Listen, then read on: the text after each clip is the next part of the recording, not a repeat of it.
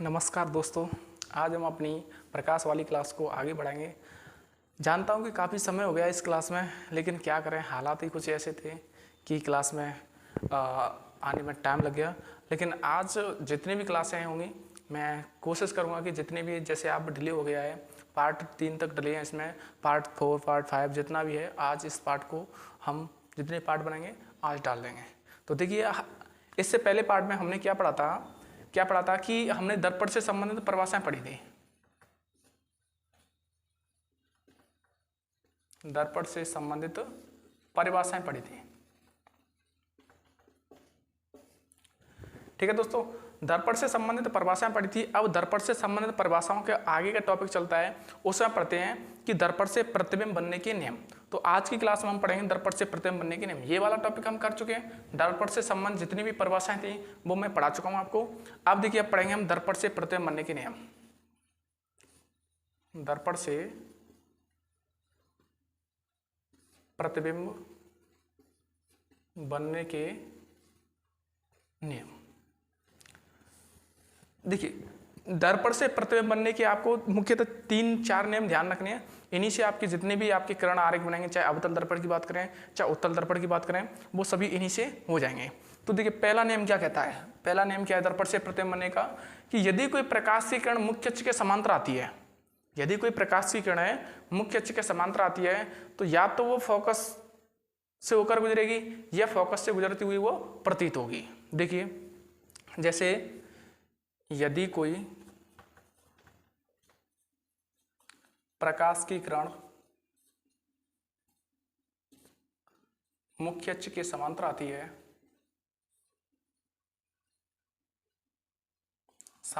है, तो परावर्तन के बाद वह मुख्य फोकस से गुजरती है या गुजरती प्रतीत होती है। ठीक है दोस्तों, अगर अवतल दर्पण होगा तो वास्तव में गुजरेगी, अगर उत्तल दर्पण होगा तो उसमें केवल गुजरती हुई प्रतीत होगी। जैसे कि ये मैंने बनाया आपका कौन सा दर्पण दोस्तों, इसकी धसी हुई सतह परावर्तन का कार्य करेगी, तो अवतल दर्पण है। जैसे ये मुख्य अक्ष है, ठीक है, ये मुख्य अक्ष है। अब मुख्य अक्ष पर इसकी विशेषता क्या होती है? इस किरण की इसी मार्ग से जाएगी और इसी मार्ग से वापस लौटेगी। तो जैसे कोई प्रकाश की किरण ये आ रही है मुख्य अक्ष के समांतर, ठीक है, मुख्य अक्ष के समांतर आ रही है, तो यहाँ पर इसका फोकस होगा। मान के चलो ये फोकस इसका यहाँ पर है, तो इससे होकर के गुजरती हुई चली आई। चिन्हों का विशेष ध्यान रखें। अगर बात करें हमारा अवतल दर्पण की जगह उत्तल दर्पण हुआ, ये वाला दर्पण हुआ, तो उत्तल दर्पण क्या होता है? ये किरणों को क्या कर देता है? फैला देता है। और जो अवतल दर्पण होता है ये किरणों को मिला देता है। तो जैसे कोई प्रकाशीय किरण ऐसे आई, परावर्तन होगा तो ये इस प्रकार होकर के चलेगी, मतलब फैला देगी। तो इसको हम जब पीछे बढ़ाएंगे तो ऐसा लगेगा कि ये फोकस से होकर के आ रही है। ठीक है दोस्तों, तो पहला नियम क्या है कि जब कोई प्रकाश की किरणें मुख्य अक्ष के समांतर आती है तो वह परावर्तन के बाद मुख्य फोकस से गुजरती है या गुजरती हुई प्रतीत होती है। ठीक है, चलिए ये बात समझ आ गई यहां तक। अब दूसरा नियम देखते हैं हम।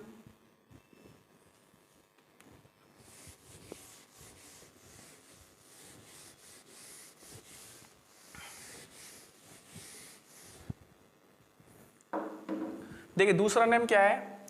दूसरा नियम इसका अपोजिट है। जैसे अभी हमने बात की थी कि यदि मुख्य अक्ष के समांतर आएगी तो वो फोकस से गुजर जाएगी। अब उल्टा क्या हो जाएगा? यदि वो फोकस से होकर के आएगी तो वो किससे गुजर जाएगी? किससे गुजर जाएगी? किसके समांतर हो जाएगी? मुख्य अक्ष के समांतर हो जाएगी। जब कोई प्रकाश की किरण फोकस से होकर गुजरती है,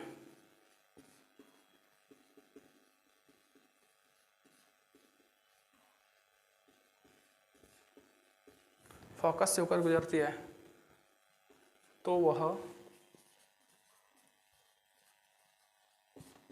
मुख्य अक्ष के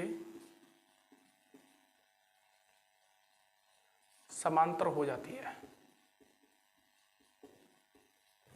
ठीक है, यदि कोई प्रकाश की किरण है वह प्रकाश की किरण है, फोकस से होकर गुजरती है, तो वो किसके समांतर हो जाएगी? मुख्य अक्ष के समांतर हो जाएगी। जैसे कि ये आपका अवतल दर्पण है, ये क्या है आपका मुख्य अक्ष है, और यहाँ पर क्या आपका फोकस है। ठीक है, जैसे मान के चलो कोई प्रकाश की किरण ऐसे गुजर रही है, फोकस से होकर के गुजर रही है, तो वो किसके समांतर हो जाएगी? परावर्तन के बाद मुख्य अक्ष के समांतर हो जाएगी। दूसरा नियम हो गया दोस्तों। पहला नियम क्या था कि मुख्य अक्ष के समांतर आएगी तो फोकस से होकर गुजर जाएगी, और दूसरा नियम क्या है? यदि फोकस से होकर गुजरती है तो मुख्य अक्ष के समांतर हो जाएगी। ठीक है, तीसरा नियम क्या है?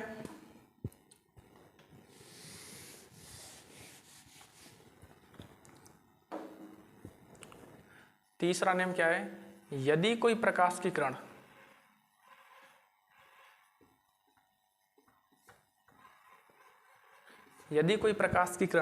वक्रता केंद्र से होकर गुजरती है,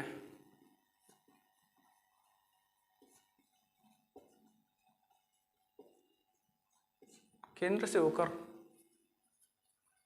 गुजरती है, तो वह उसी मार्ग से वापस लौट आती है।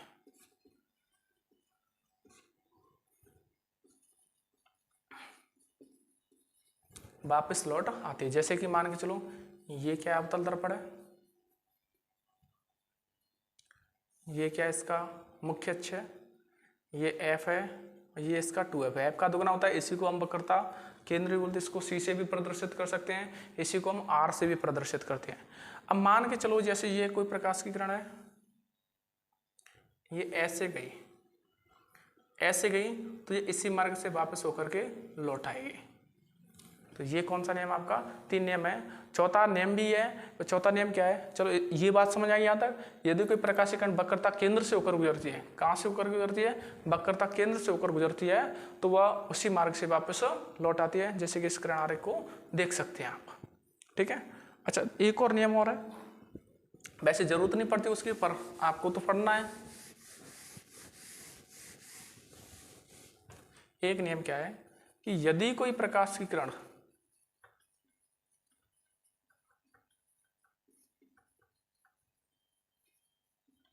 ध्रुव पर जितना कोण बनाती है, ध्रुव पर आपतित होने के समय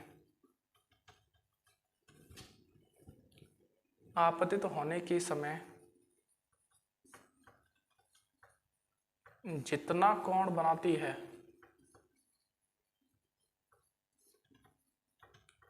उतना ही कोण बनाते निकल जाती है।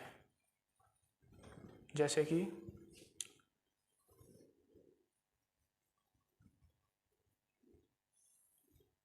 ये किरण है, ये F है, ये इसका 2F है। मान के चलो कोई किरण है, जैसे ये वस्तु रखी है, यहाँ पर कोई वस्तु है, और ये किरण इस प्रकार से इस पर आपतित हो रही है।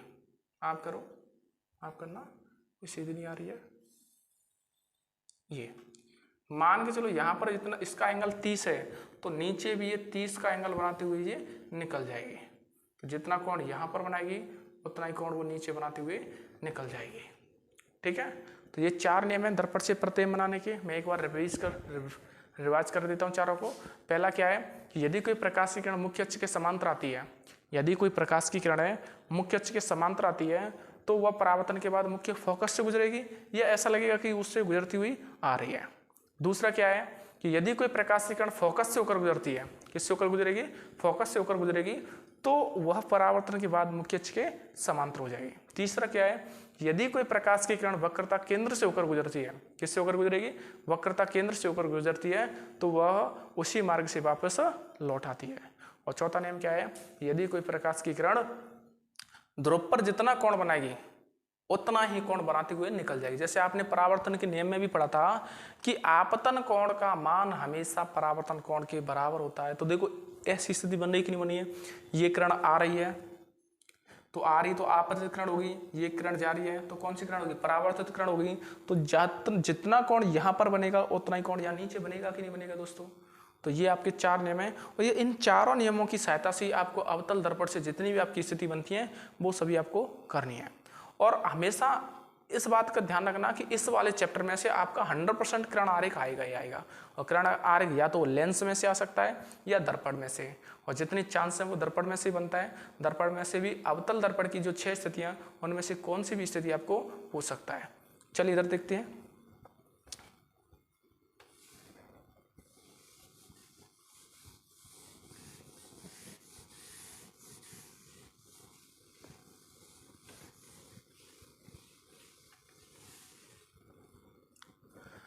देखिए अब इसके बाद क्या है, इसमें एक टॉपिक आता है, छोटा वाला टॉपिक है जिसको बोलते हैं कार्तीय चिन्ह परपाटी। कार्तीय चिन्ह परपाटी क्या होता है, इधर देखिए, कार्तीय चिन्ह परपाटी। कार्तीय चिन्ह परपाटी वही होती है जो मैथ में बच्चे पढ़ते हैं, निर्देशांक ज्यामिति। निर्देशांक ज्यामिति होती है उसी प्रकार की इसमें भी जैसे चिन्ह चलते हैं कि कौन सा दूरी किस में प्लस किया गई, किसकी दूरी माइनस में आ गई, ये सारी चीज इसमें भी चलती है दर्पण में। जैसे कि देखो निर्देशांक ज्यामिति लगभग इसी प्रकार का पढ़ते हैं आप मैथ में। जैसे ये तो होता है उसका मूल बिंदु, ये होता है आपका एक्स, ये होता है एक्स डैश, ये होता है वाई, तो ये होता है वाई डैश, ठीक है ना। जैसे इधर की तरफ किसके चलेंगे सभी चिन्ह, प्लस के चलेंगे, इधर किसके भी चलेंगे, इधर भी प्लस के चलेंगे, इधर किसके चलेंगे माइनस के, इधर भी किसके चलेंगे माइनस के। ऐसा ही होता है दोस्तों।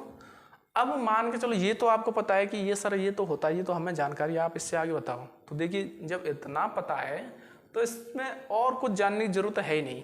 जैसे मान के चलो मैंने ये अवतल दर्पण रख दिया यहाँ पर, ऐसे अवतल दर्पण बन गया ये। अच्छा अब आप ही बताओ कि जो वस्तु होती है, वस्तु हमेशा दर्पण के सामने रखी जाएगी। दर्पण के सामने का मतलब हो गया एक्स डैश। अब एक्स डैश पर कौन से चिन्ह आ रहे हैं, माइनस के चिन्ह आ रहे हैं, प्लस के चिन्ह आ रहे हैं, वो आप देख सकते हो अच्छी तरीके से। तो एक्स डैश पर किसका चिन्ह आ रहा है, माइनस का। तो कहने का मतलब ये है कि इसकी जो बिंब दूरी होगी, ये दर्पण कौन सा है, अवतल दर्पण। अवतल दर्पण की पढ़ रहे हैं हम, तो अवतल दर्पण की जो बिंब दूरी होती है, अच्छा बिंब दूरी को भी हम दर्शाते हैं किससे, यू से दर्शाते हैं। तो इसकी जो बिंब दूरी हो रही है, बिंब को हमेशा वस्तु के दर्पण के सामने रखेंगे तो बिंब दूरी किस में आएगी, माइनस में। ठीक है दोस्तों। अच्छा एक बात भी और देखा होगा आपने कि अवतल दर्पण के द्वारा जितने भी प्रतिबिंब बनेंगे सिर्फ एक स्थिति को छोड़ करके वो सभी कैसे बनते हैं, वास्तविक बनते हैं। वास्तविक का मतलब यहाँ पर फोकस यहाँ पर होगा इसका, तो इसकी फोकस दूरी भी किस में आएगी, इसको स्मॉल एफ से दर्शाते हैं, ये भी किसकी आएगी, माइनस की आएगी। अच्छा एक चीज और, इसके प्रतिबिंब बनते हैं वो नीचे की तरफ ही बनते हैं, वास्तविक बनेंगे। जैसे वस्तु तो बनेगी ऊपर तो प्रतिबिंब बनेंगे इसके नीचे। जो प्रतिबिंब वास्तविक होगा वो हमेशा उल्टा होगा, इस बात का भी ध्यान रखना। अधिकतर लगभग अवतल दर्पण में तो यही होता है कि अगर इसका वास्तविक प्रतिबिंब बनना है तो इसके प्रतिबिंब जो दूरी आएगी वो किस में आएगी, माइनस में आएगी। तो एक बात हमेशा ध्यान रखना कि अवतल दर्पण की लगभग स्थितियां किस में होती हैं, माइनस में होती हैं। एक स्थिति को छोड़ करके वो अभी मैं बताऊंगा, 6 स्थिति होती है अवतल दर्पण की।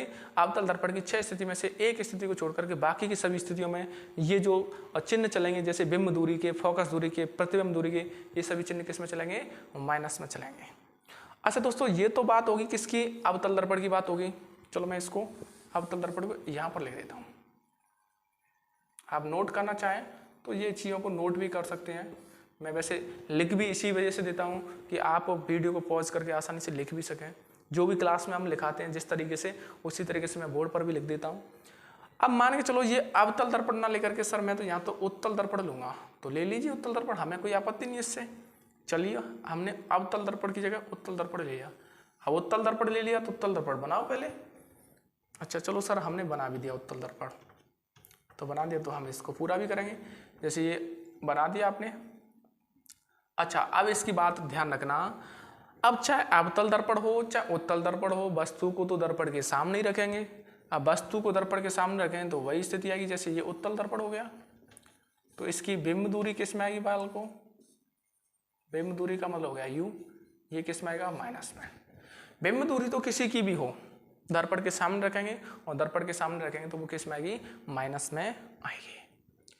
अब इसके बाद बात करें इसका जो फोकस होता है, इसका फोकस वास्तविक नहीं बनता है, इसका केवल प्रतीत होता है, और प्रतीत होगा तो दर्पण के पीछे बनेगा, और पीछे के चिन्ह किस में आ रहे हैं दोस्तों, प्लस में आ रहे हैं। तो इसकी जो फोकस दूरी होगी वो फोकस दूरी किसकी होगी, प्लस की होगी।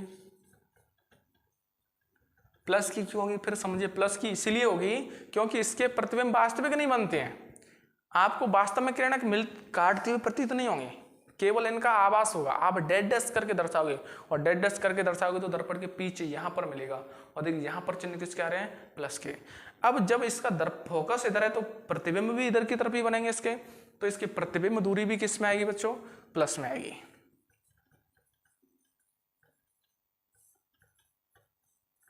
प्रतिबिंब दूरी भी किस में आएगी, प्लस में आएगी।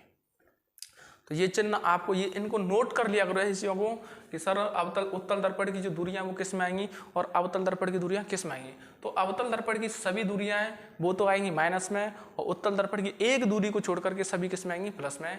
एक दूरी कौन सी है, बिंब दूरी, बाकी की सभी किस में आएंगी, प्लस में आएंगी। ठीक है, चलिए आगे देखते हैं।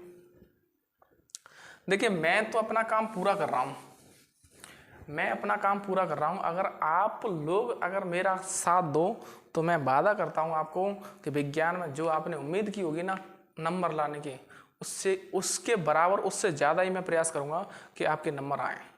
कहते ना एक कहावत है कि ठान लो तो कृष्ण कन्हैया का वृंदावन बन जाए, ठान लो तो कृष्ण कन्हैया का वृंदावन बन जाए, और ठान लो तो माँ यशोदा का घर आंगन बन जाए।